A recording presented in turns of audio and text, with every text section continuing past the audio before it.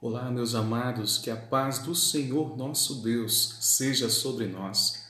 30 dias, 30 dias de arrependimento, 30 dias de confissão, 30 dias de arrependimento em nome de Jesus. Amém, queridos? Pecado a ser confessado, renunciado, deixado para trás no dia de hoje é isolamento social. A palavra de Deus nos diz no livro de Provérbios, capítulo 18, verso 1. O solitário busca o seu próprio interesse e insurge-se contra a verdadeira sabedoria. Por sua vez, Jeremias, no capítulo 17, verso 6, a Bíblia nos diz que os ímpios, aqueles que não têm o temor do Senhor, eles serão como um arbusto solitário no deserto, que não verão a prosperidade quando ela vier. Filhos, Deus que criou a mim e a você disse: não é bom que o homem esteja só. Far-lhe-ei uma auxiliadora que lhe seja idônea. Deus não nos fez para a solidão. Deus não nos fez para estarmos só. Contudo, quando eu e você nos portamos entramos num processo de isolamento, nós estamos num processo de fuga. Jonas entrou num processo de fuga, de isolamento, quando ele foi desafiado, chamado, convocado por Deus para ir pregar a grande cidade de Nínive.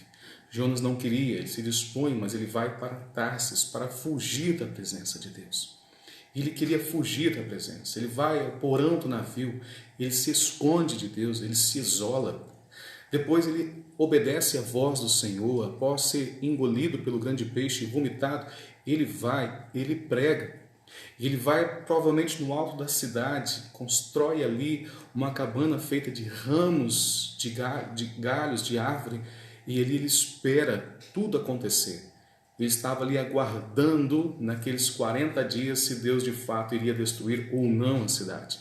E ele fica angustiado, ele pede para si a morte. Jonas estava sozinho, isolado. Olha que coisa interessante.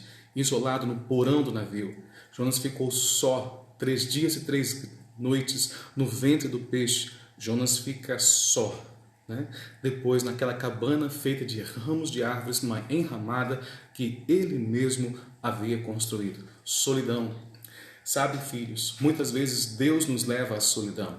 O Jonas, que procurou a solidão, que procurou viver só, que procurou fugir da presença de Deus, agora o próprio Deus o deixa só no ventre do grande peixe. Na sua solidão, ele é obrigado a buscar Deus. No seu desejo de fugir de Deus e de fugir das circunstâncias adversas, ele é obrigado a buscar Deus.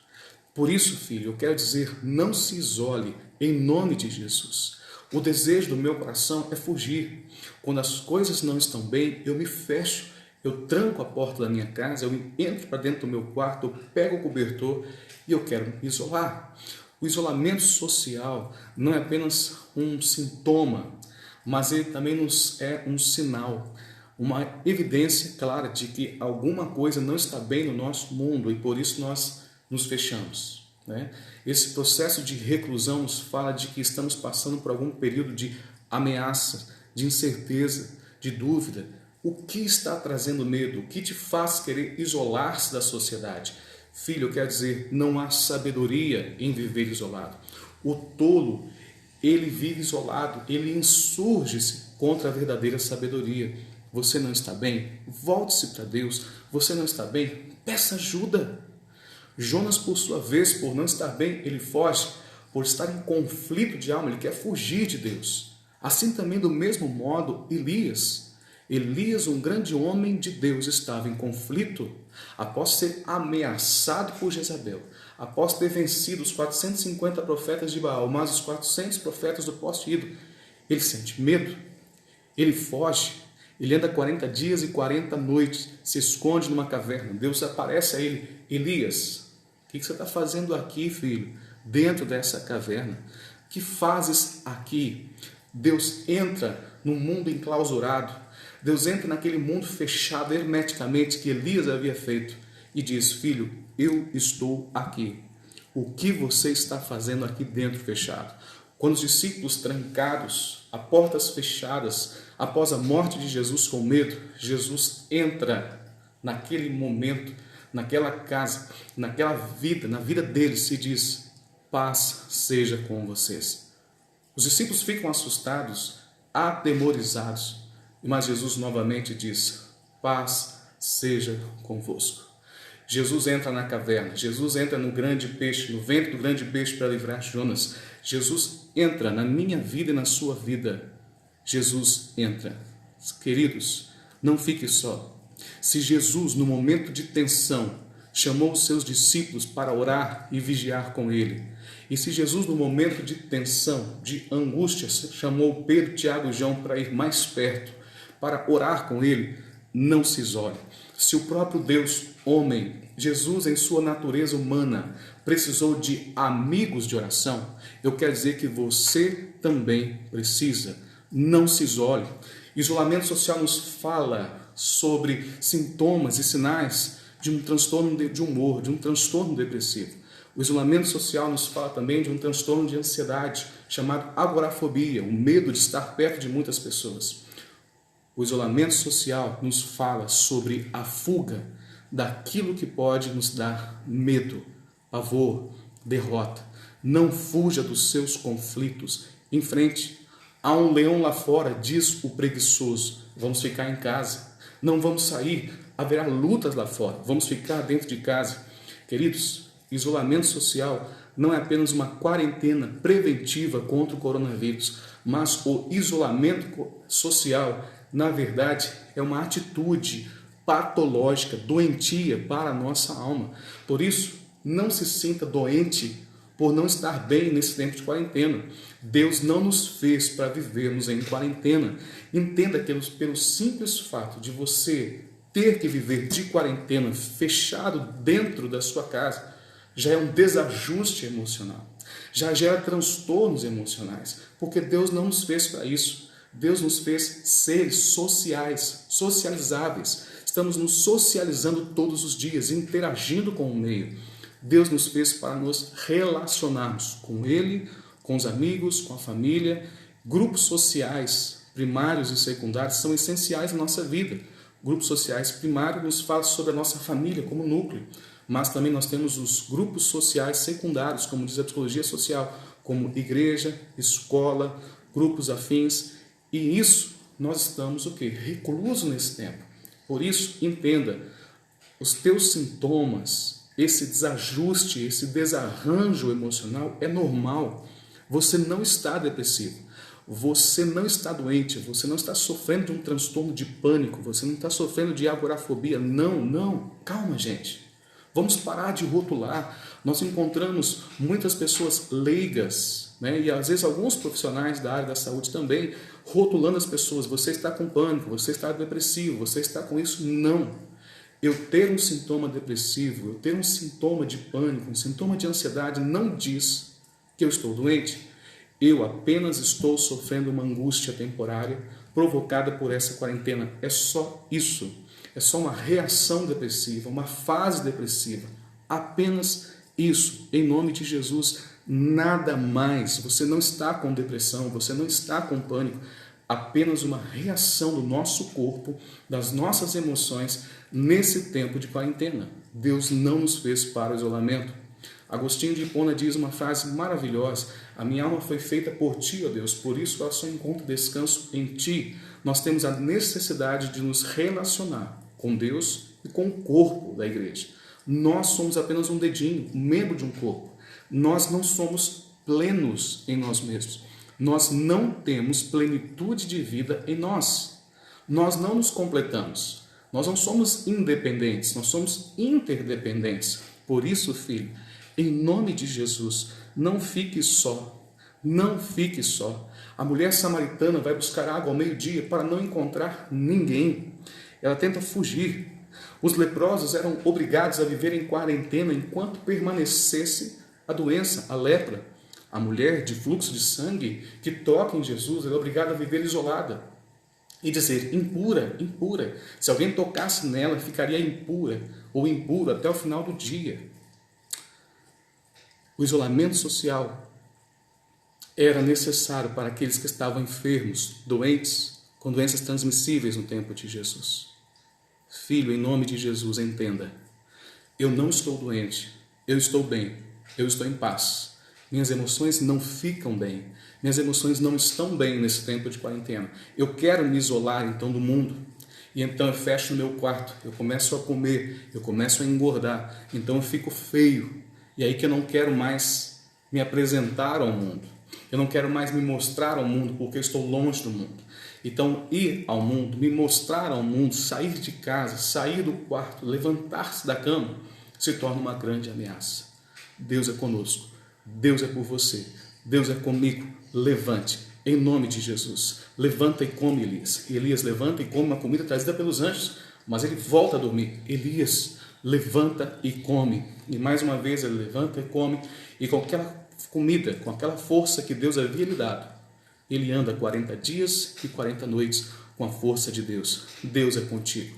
Você se sente incapaz? Levante-se em nome de Jesus. Não tem coragem? Levante-se pela fé em nome de Jesus. Levanta, não se isole, não fuja da realidade, não fuja do seu trabalho, não fuja dos seus problemas. Levante em nome de Jesus. Levante. Há uma ordem de Deus, levante em nome de Jesus, creia, você é capaz. Há um gigante te ameaçando lá fora, enfrenta o seu inimigo. Você fechando a porta não faz com que o teu gigante desapareça. Quando você abrir a porta da sua casa, ele estará maior ainda. Seus medos se tornarão cada dia maiores, porque você terá que lutar contra os teus gigantes lá fora e contra a sua frustração interna de não ter vencido, de não ter lutado o seu gigante. Cada dia que passa, os meus gigantes vão se tornando maiores. E sabe por quê? Porque eu tenho que vencer o gigante e mais a frustração de ontem.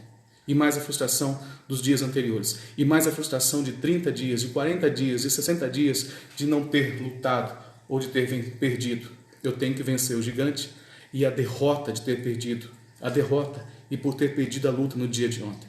A frustração da derrota de ontem, a frustração da derrota de antes de ontem.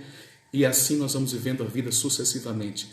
Medos, e esses medos vão se aumentando cada vez mais, as frustrações internas vão aumentando cada vez mais, até que chega um momento em que nós não queremos mais sair de casa. Levante-se, em nome de Jesus, levante-se, não fique de pijama o dia todo dentro de casa, ainda que você esteja de fato de quarentena, recluso. Lave o seu rosto, toma um banho, escova o dente, vai ler, vai estudar, cresça, não diminua, cresça. Vai conversar com seus amigos, peça ajuda, dobre seus joelhos no seu quarto em oração. Não viva isolado. Eu não sou obrigado a viver um isolamento social imposto por um vírus, imposto por um governador. Não. Eu posso estar recluso na minha casa, mas eu não preciso estar isolado. Há meios virtuais para que nós possamos nos relacionar. Há meios pelas quais nós podemos nos interagir. Por isso, filho, levante-se, não queira viver isolado. Você precisará das pessoas. Deus, homem, superou a solidão. No tempo de angústia, ele não se fecha. Ele sobe para orar a fim de ter comunhão com o Pai. E nesse momento de angústia, no momento mais tenso da sua vida, ele pede ajuda. Jesus, homem, pediu ajuda. Peça ajuda. Se você tem tido ideações suicidas, pensamentos de morte, angústia, falta de ar, pânico, se você tem pensado que talvez não estar vivo seria melhor, ou se você tivesse morrido seria melhor, peça ajuda, converse, compartilhe, chame alguém para orar com você, chame o seu pastor, o pastor da sua igreja, chame seu amigo, chame pessoas para estar com você, peça ajuda. Não se isole, não se isole. Você vai precisar de Deus, você vai precisar das pessoas. O Jonas, que fugiu de Deus, agora precisava de Deus para libertá-lo do ventre do grande peixe. Sozinho, ele fica angustiado, ele fica aflito. Ele constrói uma barraca feita de ramos de árvore e fica aguardando ali o que Deus iria fazer. Ah, queridos, quantas vezes nós não estamos também da mesma forma, fugindo da presença de Deus, fugindo. Ele se fez uma barraca, uma enramada, e repousou-se debaixo dela, diz a Bíblia, à sombra, para ver o que iria acontecer. Ah, queridos, não se feche numa cabana para ver o que vai acontecer. Não faça como Jonas. Não se feche nos seus traumas, nos seus medos, nas suas angústias, para ver o que vai acontecer. Não fuja da sua vida. Enfrente os seus temores, enfrente as suas angústias. Enfrente, em nome de Jesus. Os teus inimigos não serão derrotados sem lutas. Você precisará lutar. Saia do isolamento social. Saia do sentimento de fuga, do desejo de fugir. Saia, vença, em nome de Jesus, para a glória do Senhor. Amém. Quero orar com você. Obrigado, Espírito Santo de Deus, porque o Senhor é o nosso Deus. Obrigado, Espírito Santo de Deus, porque o Senhor é o nosso Pai.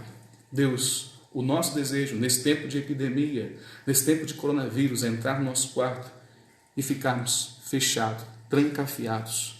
Sentimentos depressivos, sentimentos de pânico, sentimentos de angústia. Pai, livra-nos disso. Nós queremos afirmar que, embora nós tenhamos sentimentos, esses sentimentos é apenas uma reação humana e carnal, uma reação das nossas emoções. Nós não estamos doentes, nós não estamos enfermos. Essas alterações emocionais produzidas pelo meio, produzidas por essa crise que nós estamos vivendo, irá passar em nome de Jesus. Obrigado porque Deus está conosco na nossa casa, no nosso quarto. Deus está conosco, a semelhança de Jonas, que Deus estava com ele, ali naquela barraca, sozinho, fechado. Assim como o Senhor estava com Elias na caverna. Que fazes aqui, Elias? Assim como o Senhor fez crescer uma árvore, uma planta, uma poreira, para fazer sombra para Jonas. Ah, Deus, obrigado, porque o Senhor está dentro de casa. Obrigado, Deus, porque se eu estou aflito, angustiado, ansioso, dentro da minha casa, o Senhor está comigo dentro da minha casa. Livra-me da ansiedade, livra-me da angústia, livra-me do pânico, livra-me do medo. Seja comigo, Senhor, seja com os meus irmãos, para abençoá-los e guardá-los nesse dia. A Ti nós oramos, Pai, em nome de Jesus. Amém. Deus te abençoe. Um dia de vitória, um dia de bênção, um dia de paz, em nome de Jesus.